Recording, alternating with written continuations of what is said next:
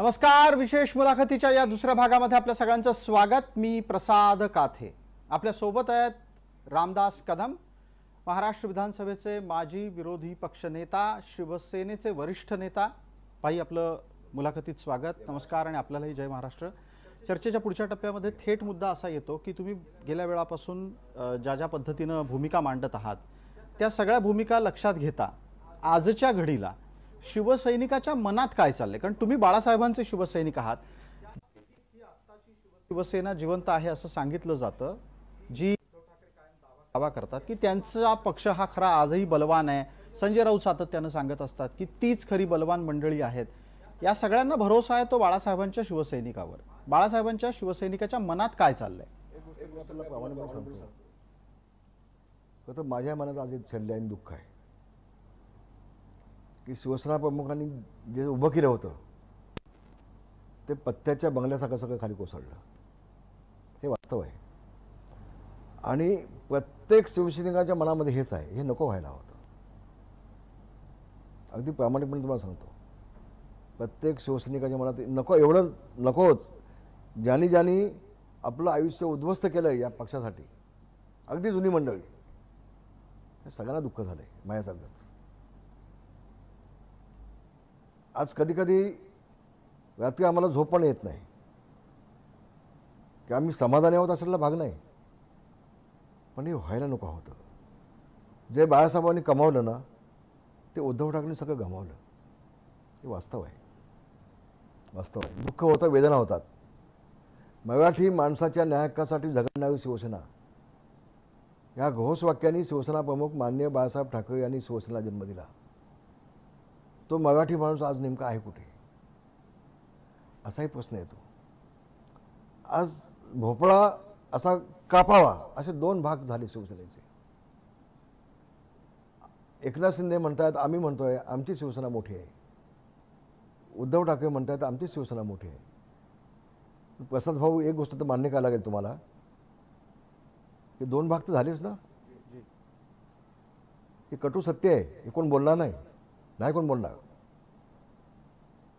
फक्त हे याचं पाप कुणाचं, कुणामुळे घडलंय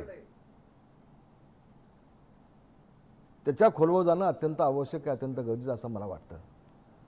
आणि तो शिवसैनिकांनी विचार केला पाहिजे. बाळासाहेबांचा मुलगा आहे म्हणून उद्धव ठाकरेची शिवसेना नाही होत.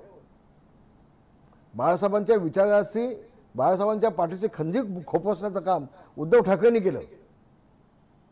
अनेक लोकांना सुरुवातीला सहानुभूती होती उद्धव ठाकरेंची की ही शिवसेना, हा बाळासाहेबांचा मुलगा म्हणजे शिवसेना. भाऊ तसं नाही आहे प्रसाद भाऊ, नेमकं नाही आहे तसं. मी माझं उदाहरण जिवंत आहे. माझ्यासारख्या माणसाला संपर्काचा पाप उद्धव ठाकरेंनी केलं आहे. मग आमच्या दिवाकर गावतेला संपर्काचं पाप अजून माझं बोलणं आमचं नाही 2 वर्षामध्ये, एखादा फोन देखील नाही. जीवाभावाचे मित्र आम्ही. एकनाथ शिंदेनी काय शिवसेना बांधली नाही? मग ठाणं, कल्याण, डोंबिवली, बदलापूर सगळ्या ठिकाणी त्यांनी बांधली ना, चांगलं काम केलं ना त्यांनी. आणि एकनाथ शिंदेसारखे शिलादार होते, रामदास कदमसारखे शिलादार होते म्हणून शिवसेना मोठी होती ना.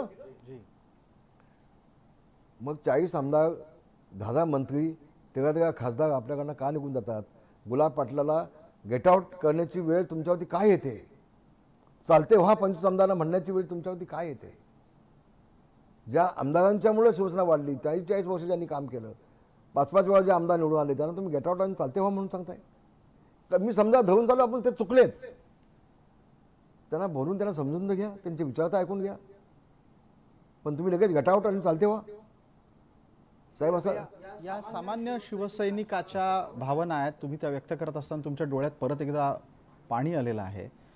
इतकी वेदना घेऊन हा शिवसैनिक नक्की निवडणुकीत काय करणार आहे? तुमचा प्रश्न महत्त्वाचा आहे. आता कसं झालं, आमचं सहनही होत नाही आणि सांगता येत नाही. कारण हा बाळासाहेबांचा मुलगा नालायक निघाला नसता तर वेळ नसते आली. तुम्हाला मी प्रामाणिकपणे सांगू एक गोष्ट, एक आमच्याकडनं मोठी चूक झाली नेत्यांकडनं त्यावेळेच्या, की त्यांनी राज ठाकरेच्या हातातून पक्ष काढून उद्धव ठाकरेला अध्यक्ष केला. खरी जी चूक झाली ना ती इथं चूक झाली. महाबळेश्वरला त्या सभेमध्ये, मिटिंगमध्ये जेव्हा पक्षप्रमुख येण्याची वेळ होती त्यावेळेला उद्धव ठाकरेच्या हातात दिले. उद्धव ठाकरे त्यावेळेला फोटोकॉपी करत होता. हो, त्यावेळेला पक्षामध्ये सगळे राज ठाकरे होते. ती आयुष्यातली एक मोठी चूक झाली पक्षाची आणि ती आम्ही आज भोगतोय. आणि दुसरी गोष्ट सांगतो, मी सल्ला देणार नाही, राज ठाकरे इतका मोठा मी नाही. एक वेळ अशी होती की आम्ही जवळ अगदी जीवाभावाचे दोघे मित्र होतो. पण राज ठाकरे जर का शेताच्या बांधावर जाऊन उभे राहिले असते ना, तालुक्यात गावात जाऊन जर गाण पेटवलं असतं ना, ते सगळे राजकीय नेते महाराष्ट्रातून पाळापाचोळ्यासारखे उडून गेले असते. हे वास्तव तुम्हाला सांगतो. मी पण 55 वर्ष राजकारण करतो आहे. पण आज जर इथं उद्धव ठाकरेंच्या ठिकाणी राज ठाकरे असते, ते घडलं नसतं. तुम्ही एक अत्यंत महत्त्वाचं आहे आणि मला त्याच निमित्तानं विचारायचं असं आहे की मग अशा अत्यंत आव्हानात्मक स्थितीमध्ये धनुष्यबाण, शिवसेना, बाळासाहेब ठाकरेंचा वारसा आलेला असताना राज ठाकरेंनी शिवसेनेत परत यावं का? माझं म्हणणं होय,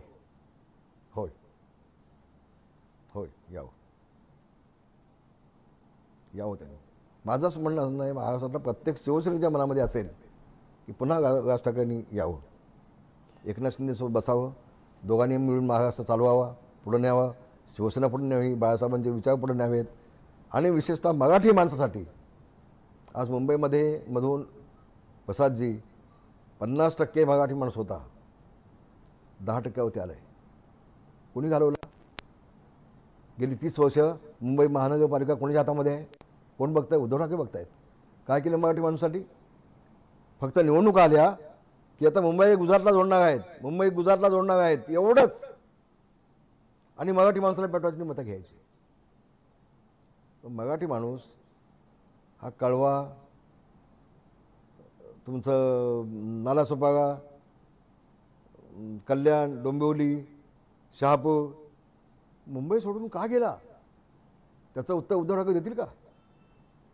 नाही देऊ शकणार. ही सगळी परिस्थिती राज ठाकरे शिवसेनेत परत आल्याने कसं बदलेल? शिवसेनेला उभारी मिळेल? त्यांचा चेहरा नुसता बाळासाहेबांचा नाही, तुम्हाला मी सांगतो, त्याचे विचार पण बाळासाहेबांचे आहेत. कडवा आहे माणूस तो. बाळासाहेब एकदा बोलले तडजोड नाही. आणि बाळासाहेब शिवसेनेला जपायचे. त्यांना जे सुभाष देसाईसारख्या शेळ्या मेंढ्यांचे शिवसैनिक आवडायचे नाहीत. त्यांना मर्दानगी गाजवणारे शिवसैनिक आवडायचे. राज ठाकरेंच्यामध्ये ते आहे ते. आणि उद्धवजींनी काय केलं? राज ठाकरे त्यांच्या कुटुंबातला माणूस, पहिल्यांदा सक्रिय राज ठाकरे होते, त्याला बाजूला कोण टाकला? जयदेव ठाकरेंना बाजूला कोण टाकला? स्मिता ठाकरेला बाजूला कोण टाकला? बिंद्याच्या फॅमिलीला बाजूला कोण टाकली? कोण आहे कुटुंबातला त्यांच्यासोबत? मला सांगा ना तुम्ही. उद्धव ठाकरे आपलं कुटुंब एकत्र आणू शकत नाहीत. ते महाराष्ट्राचं कुटुंब एकत्र कसं आणू शकतात? त्याचं उत्तर मला कोण देईल? रश्मी वहिनी आहेत, आदित्य ठाकरे आहेत, त्यांचं कुटुंब आहे की त्यांच्यासोबत? त्यांचंच आहे, त्यांचं स्वतःचं आहे. पाटणकर कुटुंबासोबत आहे. पण सख्खे भाऊ आज कुठं?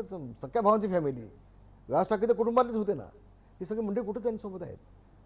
त्याविषयी एकनाथ शिंदेसोबत सगळे जेव्हा जयदेव ठाकरे सगळे आले, महाराष्ट्राला काय वाटलं असेल? स्वतःच्या कुटुंबाच्या फॅमिलीला सांभाळू शकत नाही माणूस. याच्यावरून एका गोष्टीवरून लक्षात आलं पाहिजे तुमच्या, की हा माणूस फक्त कमर्शियल आहे. त्याला भाऊबंड कोण नको, राज ठाकरे नको. मी प्रयत्न केला होता. म्हटलं साहेब आणा. ते फक्त 2 जिल्हे मागतायत, एक नाशिक आणि पुणे, द्या ना त्यांना. त्यावेळेला उद्धव ठाकरेंचा मला असा प्रश्न होता, एका म्यानामध्ये 2 तलवार घात नाहीत, एक तर मी किंवा तो. हे वास्तव आहे. आता बाळासाहेबांच्या शिवसैनिकांच्या मनात राज ठाकरेंच्या विषयीची भूमिका काय आहे आणि राज ठाकरे जर शिवसेनेत आले तर ते जबाबदारी काय घेतील? प्रसादजी, अजून शिवसैनिकांची भूमिका मला सांगता येणार नाही, पण माझी वैयक्तिक भूमिका मी सांगतोय. ही माझी वैयक्तिक भूमिका सांगतोय. मी राज ठाकरेंना कधीच भेटलो नाही. या 5-7 वर्षामध्ये एखाद्या कुठल्या कार्यक्रमामध्ये स्टेजवरती 1-2 वेळा भेटलो होतो. ह्यालो झालं एवढंच. पण हे वास्तव आहे, ते मी सांगतोय. तेव्हा भविष्यामध्ये आता युती शिवसेना प्रमुखांनी 25 वर्ष चालली होती. शिवसेना भाजपची युती चालवली होती. आणि शिवसेना प्रमुखांचे 2 स्वप्न होते प्रसादजी. एक राम मंदिर उभं करणं आणि एक 370 कलम हटवणं. मी आता मुद्द्यावरती येतो पुन्हा. शिवाजी पार्कच्या सभेमध्ये मी बोललो होतो, बाळासाहेबांना फक्त 1 महिना पंतप्रधान बनवा. एका महिन्यामध्ये राम मंदिरचा देखील निर्णय होईल आणि 370 कलम देखील जाईल. हे माझे शब्द होते शिवाजी पार्कला. हे शिवसैनिकांच्या मनातलं स्वप्न होतं, बाळासाहेबांच्या मनातलं स्वप्न होतं. हे यांचे बाळासाहेबांचे दोन्ही स्वप्न आदरणीय देशाचे पंतप्रधान मोदीजींनी साकार केली. आता मला प्रसाद साहेब सांगा, एखादी गोष्ट बाळासाहेबांचं स्वप्न ज्या वेळेला पंतप्रधान साकार करतात त्यावेळेला उद्धव ठाकरेंची भूमिका काय असली हवी, काय असायला हवी की माझ्या वडिलांची स्वप्न साकार केली या माणसाने. अगं तुम्ही त्यांचे आभार मानायला होतात. तुम्ही दिल्लीत जाऊन त्यांचा सत्कार करायला होतात. बाळासाहेबांच्या वतीने त्यांचा मुलगा म्हणून सत्कार व्हायला होता. पण ते झालं बाजूला. अतिशय वाईट अशी प्रतिक्रिया उद्धव ठाकरेंनी दिली मोदींच्या बाबत. अगदी सत्य आहे ते स्वीकारा ना तुम्ही. फक्त कावीळ झाल्यासारखी फक्त सकाळ उठल्यापासून मोदीजी आणि एकनाथ शिंदे, मोदीजी एकनाथ शिंदे, मोदीजी एकनाथ, बस. अगं त्या माणसानं संबंध जगामध्ये अर्थव्यवस्था 30वी होती, 5व्या नंबरला आणली. संबंध जगामध्ये अर्थव्यवस्था 5व्या नंबरवरती आपली आणली. अभिमानास्पद बाब आहे. सत्कार करून त्यांचा आभार माना त्यांचे. किंवा चांगलं तर बोला ना, वाईट तर बोलू नका ना. तुम्हाला कसली कावीळ झाली एवढी?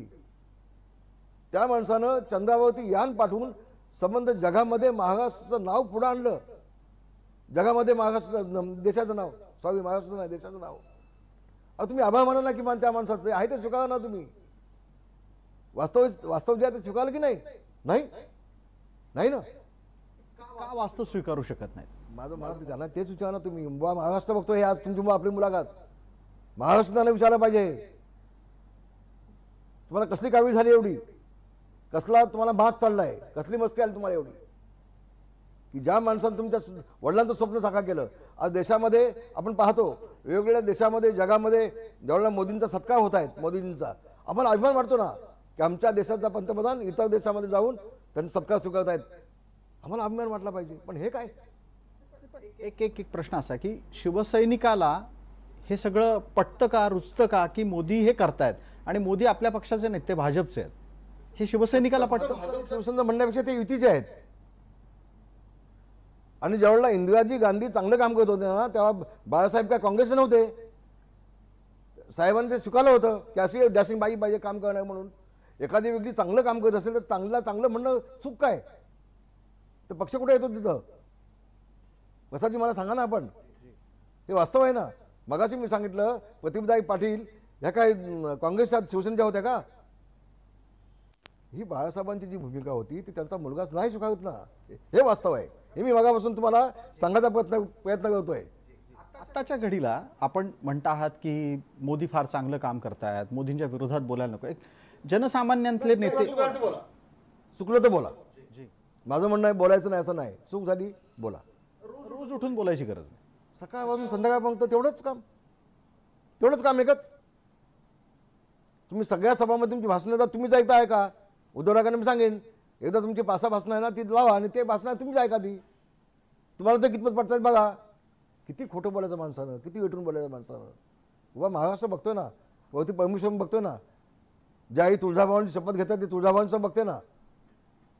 खोटं बोल पण वेटून बोल, हे किती दिवस तुम्ही बोलणार आहात? मला हे म्हणायचं आहे. जनतेची काय प्रतिक्रिया जेव्हा मोदींच्या विरोधात बोललं जातं तेव्हा जनसामान्यांच्या भावना काय असतात? काम केलं त्यावेळेला बोललं जातं त्यावेळेला लोक म्हणणार की हा माणूस देशद्रोही आहे का? आपल्या देशाचा पंतप्रधान जगामध्ये आपल्या देशाची मान उंचावण्याचं काम करतोय आणि हा त्यांच्यावरतीच टीका करतोय. तर हा राष्ट्रप्रेमी आहे, देशप्रेमी आहे की देशद्रोही आहे? अशी भूमिका उद्या येईल ना यांच्या बाबतीमध्ये. येईल ना, का येऊ नये? या सगळ्या स्थितीत आज जेव्हा चित्र आपण पाहतो तेव्हा असं दिसतं की एकनाथ शिंदेच्या नेतृत्वात जो गट एकत्र आला, शिवसेना म्हणून तो स्थापित झाला, त्याला आपल्या हक्काच्या जागा मिळवताना महायुतीत संघर्ष करावा लागतोय. तुमच्या म्हणण्याला मी 100% दुजोरा देतो. पण ह्या सगळ्या प्रोसेसमध्ये मी कुठे नाही आहे. ह्या सगळ्या प्रोसेसमध्ये मी कुठेही नाही. काल मी खेळला होतो, काल रात्री मी खेळून आलो आहे आणि आज तुमच्यासमोर बसलो आहे. आज संध्याकाळी 5 वाजता माझी मुख्यमंत्र्यांसोबत बैठक आहे. मी त्यांना विचारून घेईन आणि तुम्हाला सांगेन. पण या विषयावरती मी पूर्णपणे बाजूला आहे. मधल्या काळामध्ये मी स्टेटमेंट भाजपच्या मध्ये दिली होती आणि त्याचं कारण असं होतं की गोव्याचे मुख्यमंत्री दापोलीमध्ये येऊन माझ्या मुलाच्या मतदारसंघात येऊन त्यांनी काही स्टेटमेंट केल्या होत्या काही मतदारसंघाच्या. त्याच्यानंतर मी ते बोललो होतो. तर आज संध्याकाळी आम्ही दोघे बसणार आहोत, शिंदेसाहेबांनी मी. मला काही गोष्टी स्पष्ट होतील, मग बोलेन मी. पण एक कोकणातली हवा काय आहे सध्या? कोकणामध्ये टेम्परेचर जास्त वाढलेलं आहे. नाही, असं आहे का? युतीत तणाव वाढलाय, प्रचंड गरम झालेलं आहे. सूर्य तळपतोय आणि गरम जास्त झालेलं आहे. घाम जास्त येत आहेत जास्त ऊन असल्यामुळं. अशी घाम फुटलाय. अशी आता जास्त ऊन असल्यानंतर घाम येणारच ना. तर फुटला आम्ही कसं म्हणू? राजकीय हवा मी म्हटलं तर ते अजून मी स्पष्ट बोलू शकणार नाही. बोलेन 2 दिवसामध्ये. पण नुसतं सध्याची हवा म्हटलं तर गरम जास्त आहे आणि समुद्र किनारा जवळ असल्यामुळे जास्त तसं जाणवत नाही. बोला. जी, रत्नागिरी सिंधुदुर्गच्या जागेबद्दलचे प्रयत्न सुरू आहेत. भारतीय जनता पार्टीचे दावे आहेत, शिवसेनेचे दावे आहेत. एक गोष्ट दुःख होतं प्रसादजी, तुम्हाला सांगतो आणखी. मी गेले 7-8 दिवस माध्यम आपण पाहतोय. जिथं शिवसेनेच्या जागा जाहीर होत आहेत त्या ठिकाणी भाजपचे सगळे लोक उठत आहेत, ही जागा आम्हालाच पाहिजे, इथं आमचंच मतदान जास्त आहे. उद्या काय होईल आणखी? जिथं भाजपच्या जागा जाहीर झाली आहेत तिथं शिवसेनेचे लोक उठतील, ही जागा आम्हाला पाहिजे म्हणून. आणि मग युतीमध्ये बनाव होईल. याचं भान आमच्या वरिष्ठ लोकांनी राखलं पाहिजे, ठेवलं पाहिजे. मी थोडासा इशारा देऊन जातोय तुमच्या माध्यमातून, कारण लोक सगळ्या गोष्टी बघत असतात आपण काय करतोय ते. मांजर डोळ झाकून दूध पित असलं तर दुनिया सगळी बघत असते. अधिक स्पष्ट बोलणार नाही मी. समजने वाले को इशारा काफी होत आहे. आणि म्हणून उद्या असं झालं की जिथं भाजपच्या जाहीर झाल्या जागा तिथं तर शिवसेने सगळे उठले आणि मग ही जागा आम्हालाच पाहिजे ना, तर आम्ही काम करणार नाही, मग युती झालाच नाही. मग भाजपच्या ठिकाणी शिवसेना काम करणार नाही, शिवसेनेच्या ठिकाणी भाजप काम करणार नाही. मग युती धर्म पाडण्याचा प्रश्न कुठं उद्भवतो? तसं होण्याची वेळ येऊ नये अशी माझी सगळ्या पुढाऱ्यांना हात जोडून नम्रतेची कळकळीची विनंती आहे. आपण करायला जातो गणपती आणि होतो मारुती, असं होऊ देऊ नका अशी माझी विनंती आहे. बस. तुम्ही कोणाचा मारुती करणार आहात? नाही, मी नाही. शिवसैनिकांनी आणि भाजपच्या कार्यकर्त्यांनी कोणाचा करू नये यासाठी विनंती सगळ्यांना केली मी. आणि युतीत, महायुतीमध्ये सगळ्यात जास्त युती धर्म पाळण्याची जबाबदारी कोणाची? सगळ्यांची. शिवसेनेची आहे, भाजपची आहे, राष्ट्रवादीची आहे, आमच्यात ती सगळ्यांचीच आहे जबाबदारी. सगळ्यांनी ती जबाबदारी पडून काम केलं पाहिजे. आपला एखादा कार्यकर्ता चुकत असेल तर त्याचं कान धरून त्याला थांबलं पाहिजे. थांब, गप बस, तू चुकतोयस, हे ताबडतोब होणं आवश्यक आहे, गरजेचं आहे. एवढी फक्त विनंती आहे माझी. आज रामदास कदम ज्या गोष्टी सांगतायत, महिन्यांच्या नंतर पुन्हा भेटलो तर मग विधानसभेला मग झालेली असेल असं नाही वाटत? तसं होईल असं मला वाटत नाही. तसा कुणी करण्याचा प्रयत्न केला तर वरिष्ठ नेते आहेत ना आणखी, ते बघतील ना. मला वाटत नाही तसं काय होईल. आत्ताच्या घडीला महायुती अत्यंत शांत, संयमी पद्धतीनं आणि त्यांच्या ठरलेल्या नियोजनाच्या नुसार चालावी, याच्यासाठी एक पाऊल कोणीतरी मागे यावं का? कोणी यावं? शिंदेंनी यावं, फडणवीसांनी यावं, अजित पवारांनी यावं? सगळ्यांनीच 2-2 पावलं मागे येऊन युतीचा धर्म टिकवला पाहिजे. पक्ष सगळ्यांना वाढवायचे असतात, पण कोणाच्या पाठीत खंजीर खुपसून तो वाढवता कामा नये याचं भान प्रत्येकाने ठेवायला पाहिजे असं मला वाटतं. मी सगळ्यांसाठी बोलतोय असं मला वाटतं. महायुतीत एकमेकांच्या पाठीत खंजीर खुपसण्याचा प्रयत्न होतोय. होऊ नये. होत नाही. आता होत नाही, भविष्यात तर होऊ नये असं मला वाटतं. म्हणजे आमदारकीला काय अडचण येणार नाही. तुमच्या प्रश्नाचं उत्तर आहे. मला तोच प्रश्न विचारायचा होता. सांगितलं तुम्हाला दापोलीची चिंता आहे? बिलकुल नाही. दापोलीच्या आमदारकीच्या बद्दल एक सांगतो तुम्हाला मी, दापोलीमध्ये आज देखील तुमच्या माध्यमातून भाजपच्या ज्येष्ठ नेत्यांना पण सांगतोय, 2019 साली शिवसेना भाजपची युती होती. त्यावेळेला भाजपच्या लोकांनी माझ्या मुलाला पाडण्याचा प्रयत्न केला. युती धर्म तोडून युतीच्या पाठीत खंजीर खुपसून दापोलीच्या भाजपच्या लोकांनी राष्ट्रवादीला मतदान केलं उघडपणे. आणि आज देखील दापोलीचे भाजपचे नेते पुढारी हे माझ्या विरोधात तिथं काम करत आहेत, माझ्या मुलाच्या विरोधामध्ये. युती असताना देखील मी देवेंद्र फडणवीसला 2-3 भेटलो, 2-3 वेळेला त्यांना सांगितलं मी बोलतो, पण ते अतिशय बिझी आहेत. त्यांच्यावर आता मोठी जबाबदारी आहे. रामदास कदमसारखा माणूस त्यांच्या गेला, विनंती केली, सांगितलं, त्यांनी आश्वासन दिलं होतं, पण त्यांना वेळ नसल्यामुळे ते झालं नसेल. पण ह्या असे चहापेक्षा किटली गरम असणारे जे लोक असतात ना दापोलीसारखे भाजपचे, त्यांचे कान पकडून त्यांना योग्य वेळी तुम्ही ते योग्य ती दिशा दिलीत नाही आहे तर भविष्यामध्ये मग अडचण होईल ना. मग तुम्ही जर का दापोलीमध्ये असं केलं तर जिथं भाजपचा आमदार असेल तिथं आम्हाला नाईजाला करायला लागेल. मग ज्या गोष्टी तुम्ही गाऊ शकता ते आम्ही पण गाऊ शकतो. मग असं नाही आहे या सगळ्या गोष्टी फक्त तुम्हाला कळतात. आम्ही पण 15 वर्ष काढतो राजकारणामध्ये. ती वेळ येता कामा नये. युती धर्म सगळ्यांनी पाळावा अशी माझी हात जोडून विनंती आहे. ग्राउंड लेवलला जर आपण चर्चा केली तर संजय कदम यांचं आव्हान आहे योगेश कदम यांच्यासमोर. त्यांनी डिपॉझिट वाचून दाखवावं. आव्हान सोडा.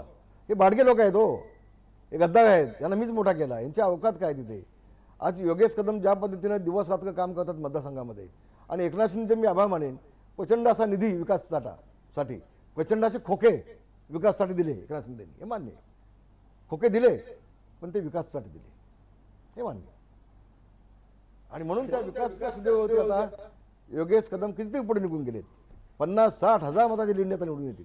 अडचण नाही. 50-60 हजाराचं लीड विधानसभेला असेल.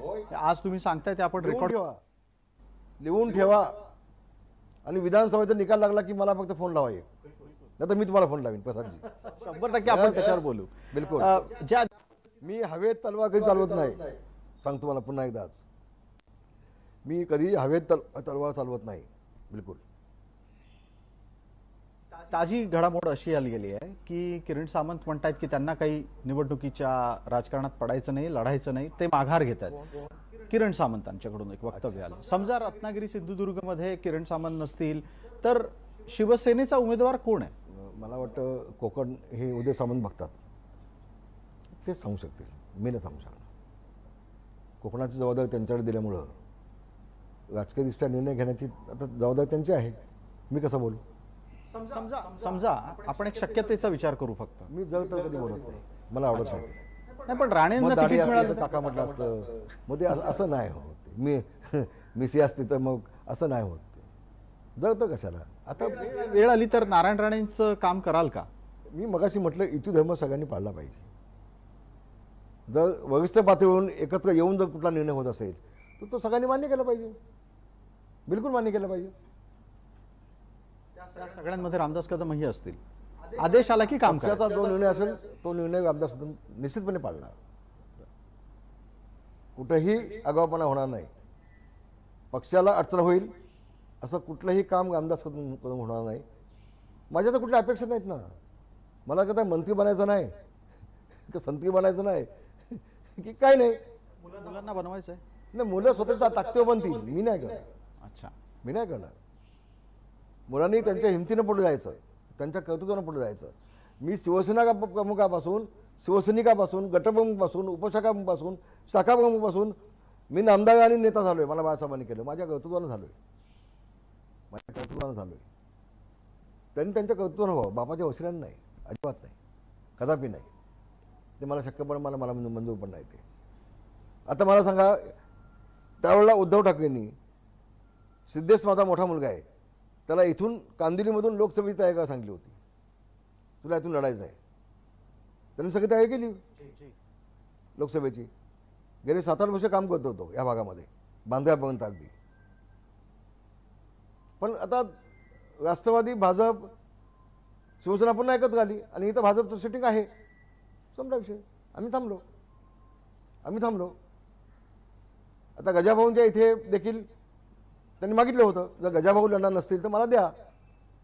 गजाभाऊ म्हटले मी लढणार आहे. आम्ही थांबलो. त्या सीटचं नक्की चाललंय मला काय? माहिती नाही. वायव्य मला मुंबईचं पण नक्की काय? गजाभाऊनी सांगितलं मी लढतोय, आमचा विषय संपला. नेत्याला डावळून त्यांचा अवमानित त्यांना करून अजिबात कुठं नको त्यांच्या ताटातला आम्हाला, बिलकुल नाही. थांबलो आम्ही. गजाभाऊ जर समजा वयानुरूप नाही म्हणाले पक्षाला कुठेही अडचण आम्ही आणणार नाही, कुठेही आणतो अडचण नाही, बिलकुल नाही. ऐन वेळेला जर समजा वायव्य भाजपने घेतली, एकनाथ शिंदेनी त्यांनी घ्यायचं, अच्छा, आमचा काही विषय नाही. आता तुम्ही त्या वायव्य वादात कुठेच पडणारच नाही. मी कुठेही वादात पडणार नाही. तुम्हाला मी आज माझा शब्द आहे, कुठेही मी वादात पडणार नाही, अजिबात नाही. वाद निर्माण पण नाही नाही करणार, बिलकुल नाही. शांतपणे. अगदी अगदी. आता वय झालं, बात तर चालू होईल. वयामानानं आक्रमकता पण कमी होती ना थोडी. अवघे पाऊणशे वयमान असं म्हणतात हो. त्याला 3 वर्ष बाकी आहेत अजून. एक प्रश्न जाता जाता, वेळेची बोला ना. मर्यादा आहे आपल्याला. रामदास कदम, आपण खूप मनमोकळेपणाने आमच्याशी बोलत आहात. आम्ही प्रत्येक मुलाखतीच्या शेवटच्या टप्प्यामध्ये नेत्यांना विचारतो की त्यांनी त्यांच्या मनातला लोकसभेचा आकडा सांगायचा आहे. तुम्ही 2-3 आकडे सांगा. एक, देशात एनडीएला किती मतं, भाजपला किती जागा, म्हणजे दोघांनाही एनडीएला किती जागा मिळतील, भाजपला, कारण ते 400 पारचा दावा केलाय त्यांनी. मी आपल्याला सांगतो की ज्या पद्धतीनं मोदीजींनी आणि शहाजींनी आता काम केलेत साहेबांनी, काश्मीरच्या बाबतीमध्ये तर 370 कलम त्यांनी हटवलंच, पण 6,000 कोटीच्या विकासाची भूमिपूजन केली प्रसादजी. साधी गोष्ट नाही आहे काश्मीरमध्ये. याचा अभ्यास कोण करत नाही, याच्या खोलवर कोण जात नाही. आणि ही सगळी कामाची पद्धत जर आपण पाहिली तर 400 पार केलं तर मला नवं वाटत नाही. नाही नवं. महाराष्ट्रामध्ये 40-45च्या आसपास निश्चितपणे असतील. आता हे सगळे म्हणतात 45, त्यांच्या तोंडात साखर पडो, तोंड गोड हो, पण 40-45च्या आसपास असतील असं मला वाटतं. कारण एकनाथ शिंदेनी आणि देवेंद्र फडणवीसजींनी आणि आता आमच्या अजितदादांनी जे निर्णय घेतलेत या 2.5 वर्षामध्ये, 2 वर्षामध्ये लोकाभिमुख असे जवळजवळ 500 निर्णय घेतलेत भाऊ प्रसादजी. जे निर्णय मागच्या 15-20 वर्षामध्ये झाले नव्हते. 2.5 वर्षामध्ये उद्धव ठाकरे फक्त 2 वेळा मंत्रालयात गेले आणि 2.5 वर्ष त्या माणसांनी फक्त मातोश्रीमध्ये बसून काढली, फक्त बसून काढली. 2.5 वर्षामध्ये त्यांनी महाराष्ट्र 10 वर्ष मागे नेला. म्हणून जी कामं आता एकनाथ शिंदेजींनी, देवेंद्रजींनी वगैरे विकास कामं केलेत, त्या विकास कामाच्या माध्यमातून महाराष्ट्र जनता निश्चितपणे कौल देईल. एक तुम्हाला लहानसं उदाहरण देतो. आधी कसं होतं, अमुक टक्के पाऊस पडला तर तो दुष्काळ, नाही तर दुष्काळाचं शेतकऱ्यांना निधी मिळत नव्हता. पण आता कसं झालं आहे, थोडा पाऊस पडला आणि नुकसान झालं तर ती दिली पाहिजे नुकसान भरपाई. हा जो मोठा निर्णय घेतला एकनाथ शिंदेनी, उभा महाराष्ट्र चंद्रसुखे असेपर्यंत शेतकरी कधी विसरणार नाहीत. थोडीशी याबाबत प्रसिद्धी करण्यासाठी आम्ही कमी पडलो आहे, पण हा सगळ्यात मोठा निर्णय आहे, मोठा निर्णय आहे. नाही तर मग इतके टक्के पाऊस पडले का नाही, मग ती नुकसान भरपाई नाही, मग अतिवृष्टी नाही, मग दुष्काळ नाही. आता तसं नाही. थोडा पाऊस पडला आणि नुकसान झालं शेतकऱ्याचं तर दुष्काळ आणि नुकसान भरपाई दे. भाऊ प्रसादजी, फार मोठा निर्णय आहे. ठीक आहे.